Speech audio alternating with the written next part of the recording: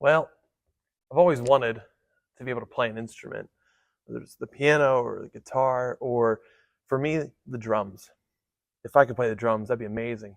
It's impossible. I can't get my feet and my hands to do different things at the same time to save my life.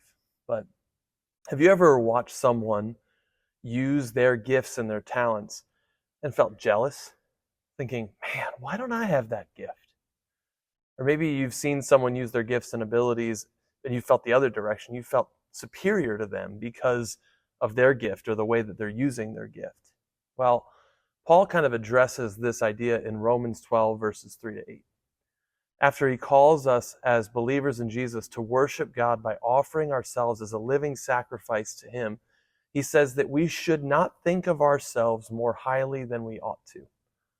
Instead, we're to realize that everything we have is a gift from God.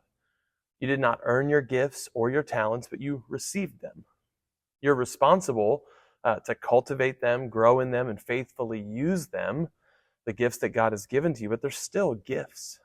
And in his providence, God has given each and every Christian spiritual gifts, maybe service or encouragement, teaching or evangelism, and he's uniquely given each of us talents and abilities. Not so that we can anchor our identity or our value to them, or we can puff ourselves up, feel important, and be recognized, but he gives them to us so that we can serve and benefit others. It's the very heart of Jesus, who came not to be served, but to serve you and to give his life for you.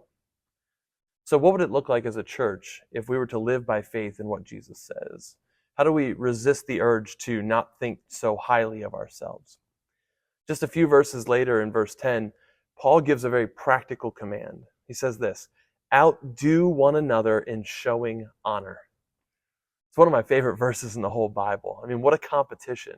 Not a competition to gain honor for myself, but a competition in giving honor to another person. So here's your challenge. The next time you see someone using their gifts and abilities to serve others, call it out in them. Honor them and thank them for doing it. Maybe send them a text after you see them or give them a call right now to honor them. We're called to outdo one another in showing honor. You ever think about what that would be like at Shelton if we went out of our way to honor one another in how we use our gifts and abilities? The more we do so, it'll be us walking by faith, growing not to think too highly of ourselves. And I promise, actually Jesus promises, we will experience the truly life-satisfying life that Jesus offers to us.